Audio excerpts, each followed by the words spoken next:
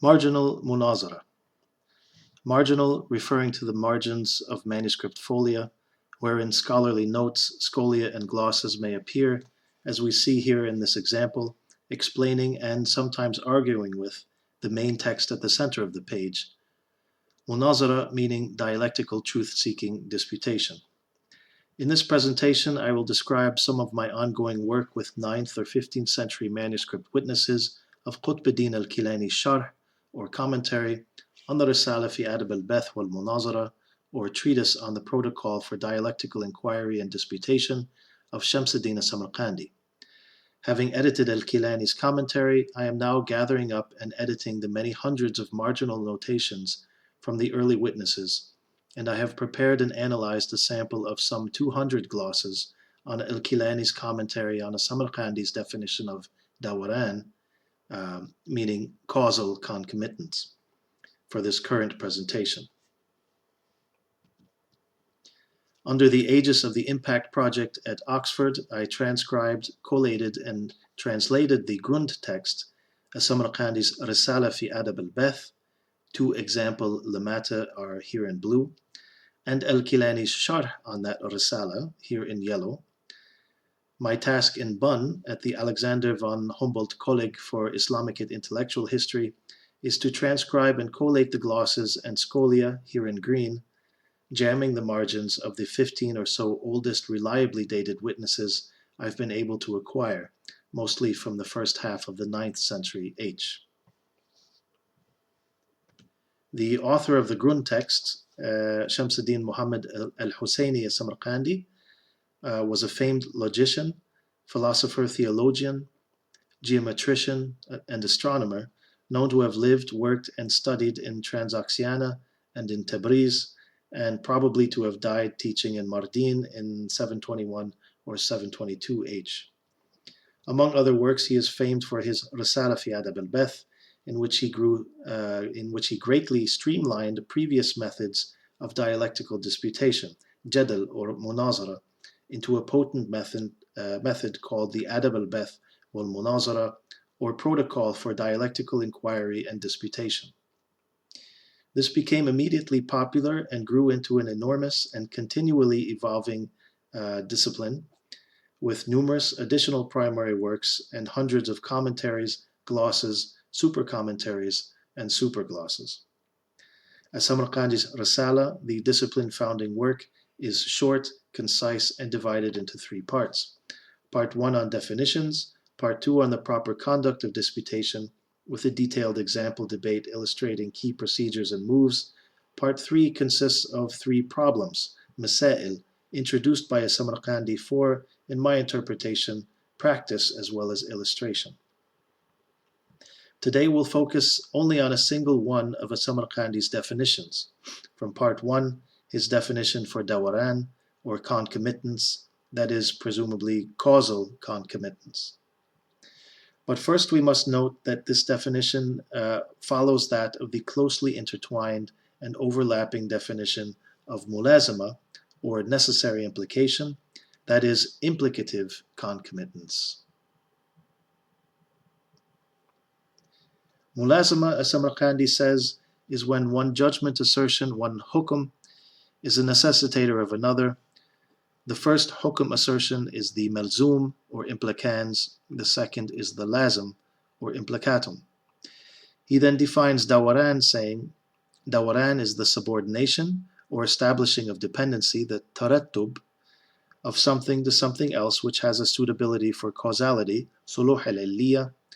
Either, he continues, in existence, wujudan, or in non-existence, adaman, or in both together. He concludes, the first is the da'ir, the presumed concomitant effect, while the second is the madar, the presumed concomitant cause.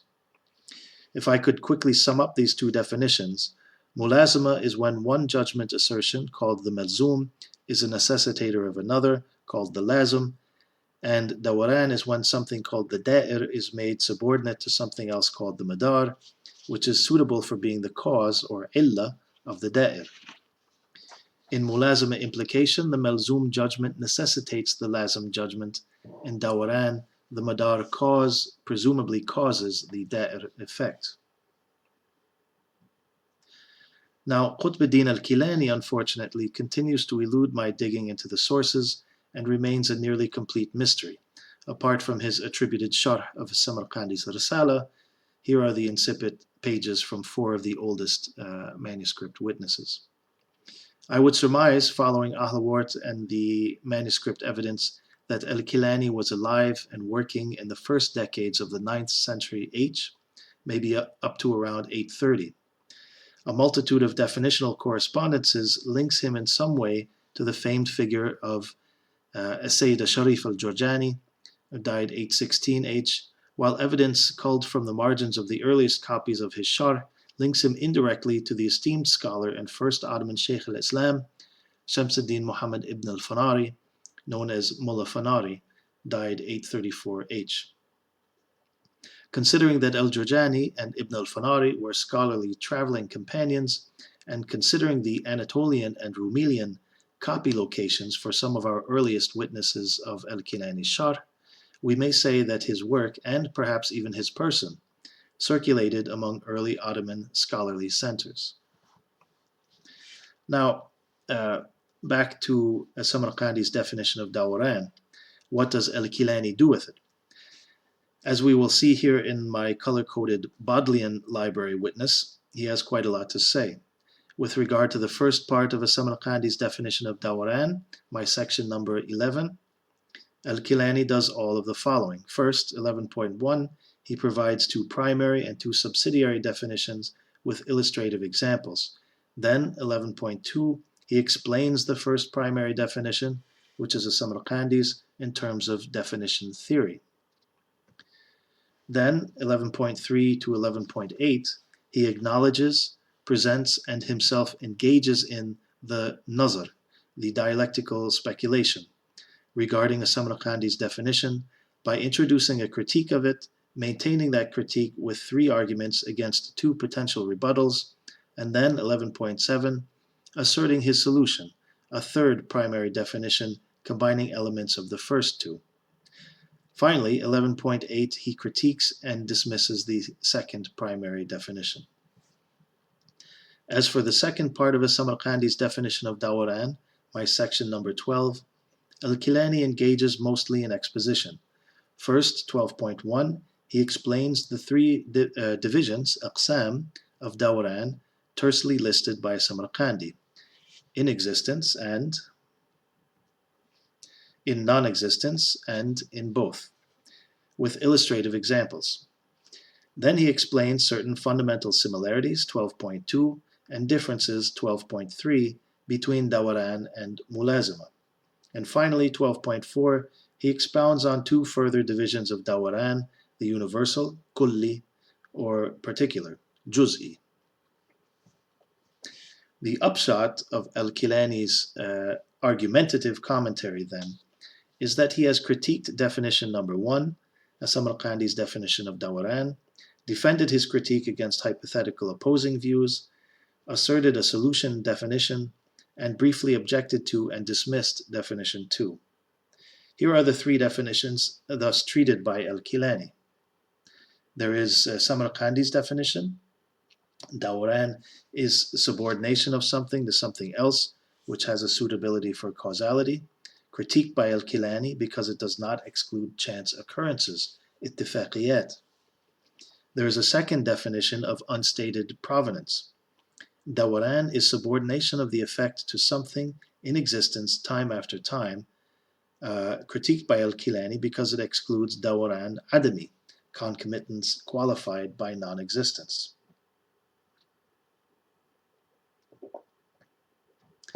And there is al-Kīlānī's asserted solution definition. Dawarān is subordination of the effect to something which has a suitability for causality time after time, which, although unmentioned by him, is interestingly verbatim the same as that of one of Samarqandī's teachers, Burhanuddin al-Nasafi, died 687 H, in his popular work on juridical disputation known as, among other titles, the Fusul al-Nasafi. Now, we've seen al-Samarqandī define dawarān, and we've seen al-Kīlānī explain, expand upon, and argue with the Samarqandī's definition. Now, what of the scholars who formulate or convey or copy notes into the margins of al-Kīlānī's commentary? Who are the glossators and scholiasts? What kind of functions do their notes perform? And what can they tell us about the context in which these scholars studied and engaged with this relatively new discipline of the Ādāb al-Baḥth?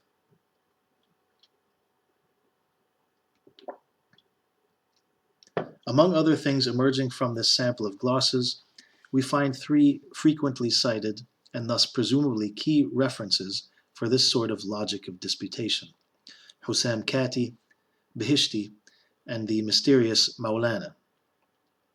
Hussam Kati, cited 7 times in our sample, is easily identified as Husamuddin al-Kati, died 760 H, author of famed commentaries on al-Abhari's Isavuji and the Sakaki's Miftah al-Ulum.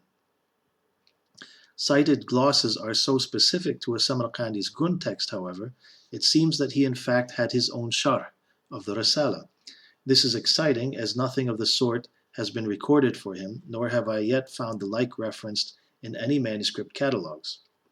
So what we may have here is an unrecorded, not extant in manuscript form, commentary text emerging piecemeal from the margins.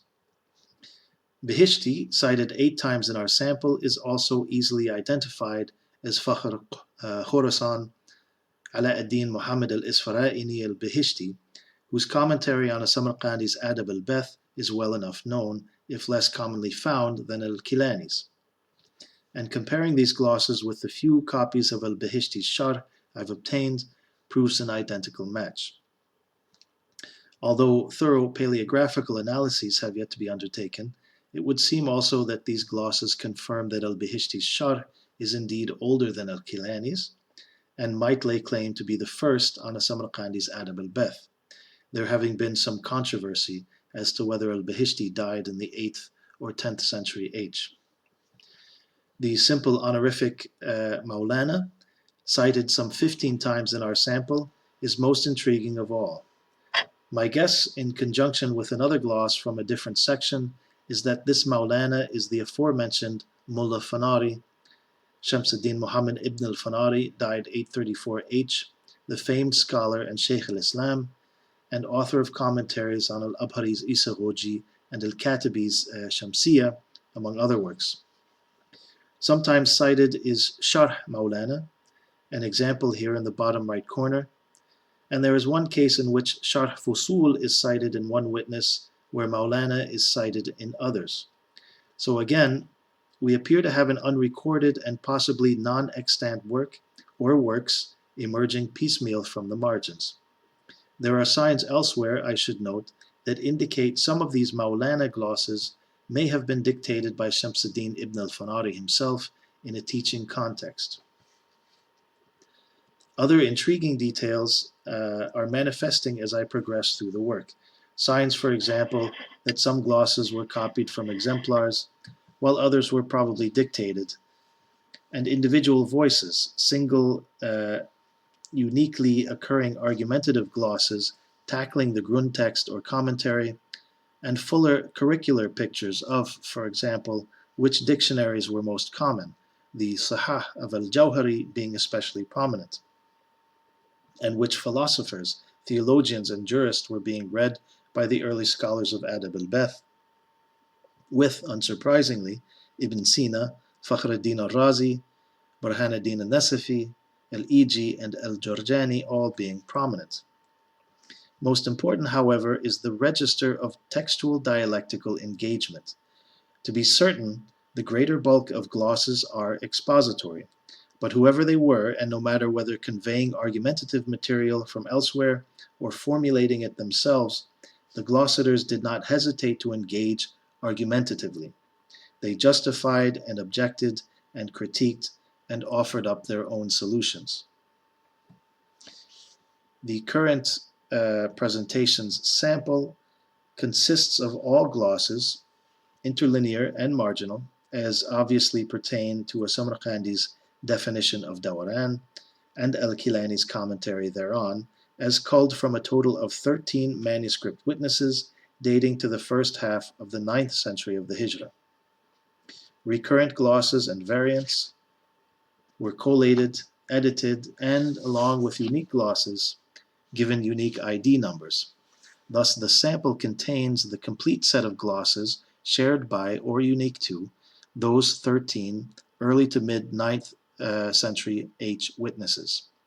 The total number of such glosses was 192, which is quite impressive considering this section of commentary does not usually exceed 2 folia. In addition, some glosses have several parts with different functions. These I divided into parts that might be matched to their relevant function categories. Thus, a single gloss might appear in more than one category, or put differently, several glosses are listed more than once. The total instances for all categories is thus 208. In the main, glosses were either expository or argumentative, with some being divided between the two. As for the expository, further subdivisions became useful, as expository glosses were seen to be either supplementing the commentary, explaining and building upon the commentary, or identifying and mapping various of its elements. In terms of the expository supplementing subdivision, by far the largest category, in fact the largest category of glosses for the whole sample, was that of supplying illustrative examples. When, for example, the commentary mentions the dawarān of two effects of a single cause with each other, one gloss says, like the subordination of illumination to smoke, since both are effects of fire. No less than 49 distinct glosses played this role, 6 of which bore citations from Hussam al-Kati, al-Bihishti, and the as yet unidentified Maulana. A handful of other forms of supplementing occurred, with glosses supplying synonyms or detailed definitions for terms, alternatives to al-Kīlānī's stated intention of a term, particulars of a mentioned general set, obvious conclusions al-Kīlānī deigned not to mention, and at least once, and citing Hussam al-Kati, pointing out a lacuna and then supplying some rather significant material al-Samarqandī neglected to mention in his Risāla. As for the expository, explaining and building upon the commentary subdivision, the largest was a fuzzy category designed to incorporate all such glosses as elucidated an assertion by wording it differently, or explained a relevant quality or nuance of a term or concept, or explained, rather than defined, a term, concept, illustrative example, or assertion. These were 42 in number. The next smaller categories were explanations in terms of definition theory and the functions of terms and definitions, and explanations of grammar, intention, al-murad, al-Kīlānī's approach or method, and expansions upon his assertions and illustrations, with at least one extensive multi-component discourse on a problem generated by al-Kīlānī's assertion, citing the Sharh Maulana, and one extensive reformulation of a category and its subsets, again citing Maulana, with a sprinkling of other citations of Maulana, al-Bihishti, and Hussam al-Kati throughout. And as for the expository identifying and mapping subdivision, the largest subset occupied itself simply with identifying textual reference. That is, when al-Kīlānī says, that thing, or the second thing, or other than that, the glossator says, i.e. the madar, or that is the da'ir, or that is other than dawarān. The next smaller categories contained glosses mapping technical terms to the elements of illustrative examples, or conversely, mapping elements of illustrative examples to technical terms or explanations. When al-Kīlānī says drinking scamany and purgation of yellow bile, the glossator says, i.e. the madar, and i.e. the da'ir. Only 4 glosses in this subdivision fell outside these categories, concerning themselves with identifying groups, authors of concepts, arguments or approaches, and the functions of select statements. So much for the expository glosses, with little in the way of surprises here. This is the least one would expect from a rich commentary tradition, though it was more, I think, than was granted to it by the now defunct post-classical repetition, regurgitation, and decline paradigm. What is, of course, most interesting for us are the 30 argumentative glosses. These, though only 14% of the total glosses sampled, still quite numerous for merely 2 folia of commentary, are where the ongoing discourse lives. The discipline's evolution, already manifest in al-Kīlānī's very argumentative commentary, is seen here in fluid, unreviewed action. It is more raw, it is where the teacher glossator or eminent reader, or one suspects even the aspiring student, unhesitatingly, though most always with precision, engages with the commentator's assertions and arguments, turning up the margins with freshly formulated justifications and critiques, unique insights, and novel solutions. My reckoning produced 12 subcategories of argumentative glosses, which in turn fell into 5 subdivisions. There are glosses wherein the glossator either critiques al-Kīlānī's position, or defends it, or defends his own position, as you see here. And I've created a separate category for those instances in which the glossator jumps straight into al-Kīlānī's own nazar sequence, either rebutting or supporting al-Kīlānī's hypothetical opponent, or supporting or rebutting al-Kīlānī himself. Finally, there are 2 instances in which the glossator appears to recreate a nazar sequence by raising that problematizing question or counter-argument unspoken by al-Kīlānī, but which lies behind his assertion. These then are the categories of functions, whether engagingly argumentative or expository, for the glosses and scholia on al-Kīlānī's Sharh of al-Samarqandī's definition of dawarān. I would like to close by examining a select few of the argumentative glosses so as to provide a hint of their register, scope, and detail.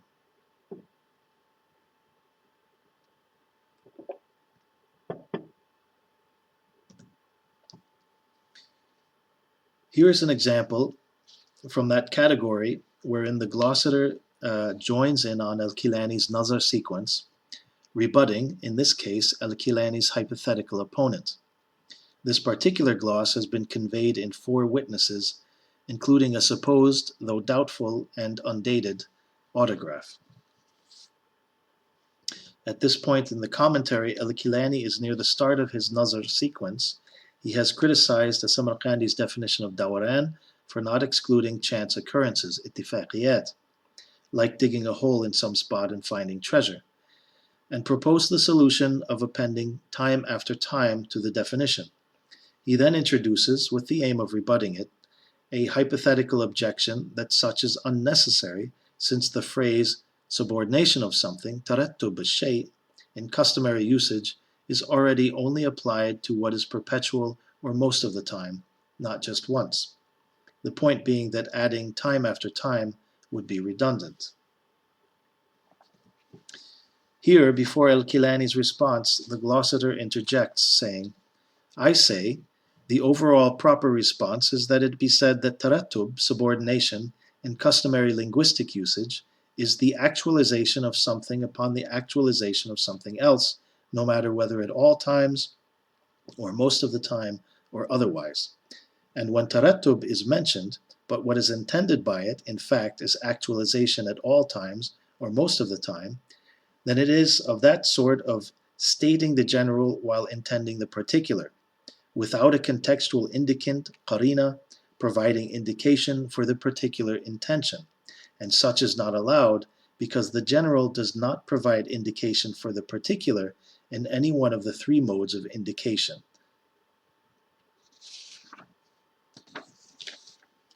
And here is another example from that category wherein the glossator joins in on al-Kīlānī's nazar sequence, in this case directly rebutting him.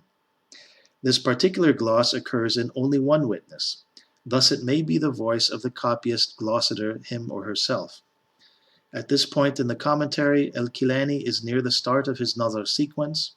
He has related how the scholarly community or qawm defines taratub or subordination, and points out that neither perpetuity nor most of the time are understood from it. Here, our glosator jumps in saying, and the proper response to this is that the illustrative example is itself sufficient for applying the expression subordination of something to what is most of the time or at all times. Such example being the actualization of the existence of daytime upon actualization of the rising of the sun. Now, this, of course, is the example al-Kīlānī himself uses to illustrate the term taratub at the start of his commentary on dawarān. Thus, the glosator is using his own example against him, since we might reasonably presume daytime to exist upon the rising of the sun all the time. And here is yet another example from that category wherein the glosator joins in on al-Kīlānī's nazar sequence, supporting in this case al-Kīlānī's hypothetical opponent. This particular gloss occurs in only one witness, whose date I am not yet able to decipher. I've included the colophone image in the slide in case anyone in our learned audience might offer an insight. At this point in the commentary, al-Kīlānī is in the midst of his nazar sequence. He has earlier criticized the Samarqandī's definition of dawarān for not excluding chance occurrences, ittifāqiyāt, and now relates a counter-objection that such ittifāqiyāt are indeed excluded by a Samarqandī stipulating suitability for causality, suluh al-illiyya. The glosator, perhaps the copyist himself, jumps in here saying, I said, there is no suitability for causality unless the subordination, i.e. of the da'ir to the madar, is at all times or the majority of the time. And if it is actualized but rarely, it has no suitability for causality. In other words, he's arguing that a Samarqandī stipulating suluh al-illiyya successfully excludes chance occurrences from the scope of dawarān against what al-Kīlānī says. An example of a glosator relating an incorrect critique of al-Kīlānī's solution, then rebutting it, this particular gloss occurs in no less than 7 of the witnesses surveyed.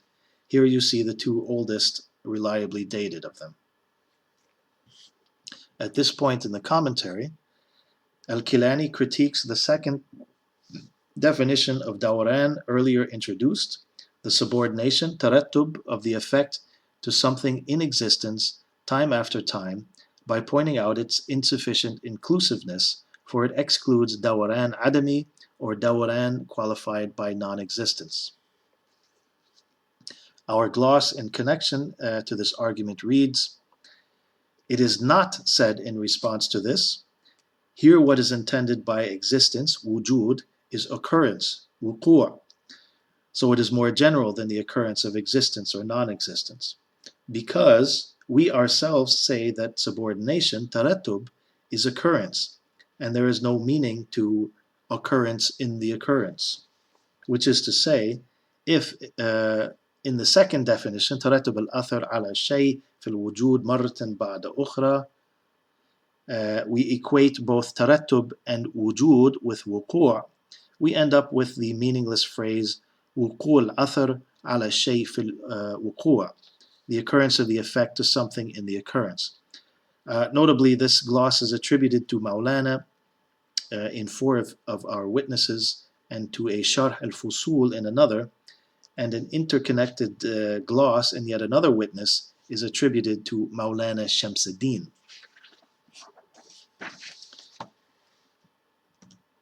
Al-Kīlānī's critique of the second definition, that the stipulation in existence assures the wrongful exclusion of dawarān adami, seems to have prodded the beehive somewhat, drawing a number of unique but parallel responses from the margins. 2 glossators report, and the proper response is, what is intended by the existence cited in this definition is the absolute, no matter whether external or mental, and dawarān adami, dawarān qualified by non-existence, nevertheless has an existence in the mind, even if it has no external existence, as has been previously discussed. Further unique glosses take the same approach, formulated differently. One, number 11.8.5 says, and one may respond to it by saying, we don't concede the exclusion of dawarān qualified by non-existence, because even if dawarān qualified by non-existence has no external existence, still it has an existence in the mind. Another, number 11.8.11 says, and its proper response is, dawarān qualified by non-existence is existent in the mind, so dawarān qualified by non-existence enters into the definition.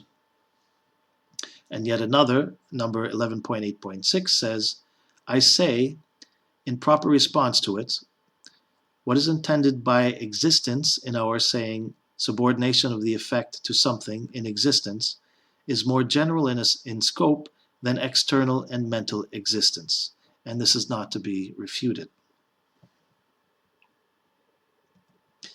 An example of glossators introducing a dialectical Nadar sequence,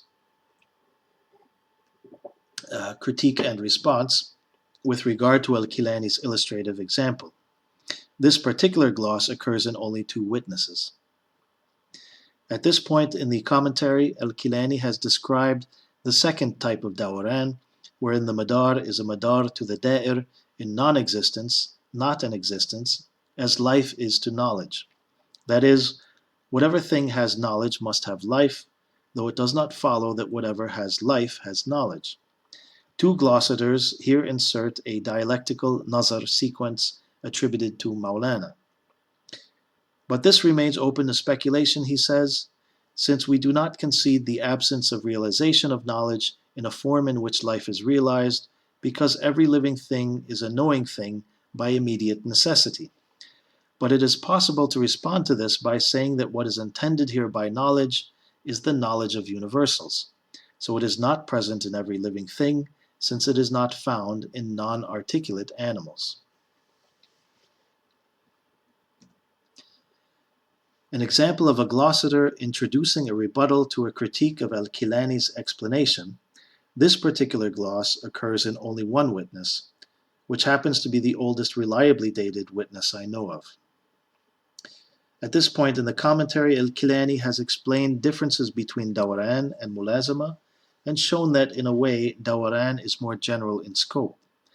The glossator, aware of a critique that dawarān and mulāzama aren't merely different, but in fact mutually exclusive, here relates the rebuttal of Maulana. And as for the talk of mutual exclusivity, mubayyana, it is simple negligence, because the non-existence of a stipulation of impossibility of separation is not a stipulation of its non-existence. In other words, al-Kīlānī has pointed out that dawarān is more general in scope than mulāzama, in that it holds true in such cases wherein the da'ir is possible of separation, mumkin al-infikak from the madar, whereas the lazim can never be separated from the malzum. An opposing position claims this makes them completely different, mutually exclusive. But Maulana rebuts this, noting that dawarān's definition not having a stipulation that da'ir is impossible of separation from madar does not constitute a stipulation that impossibility of separation must not be the case for dawarān. Certainly, for some decades now, the false paradigm of post-classical decline and of a parroting or regurgitating commentary tradition has been soundly and definitively dismissed.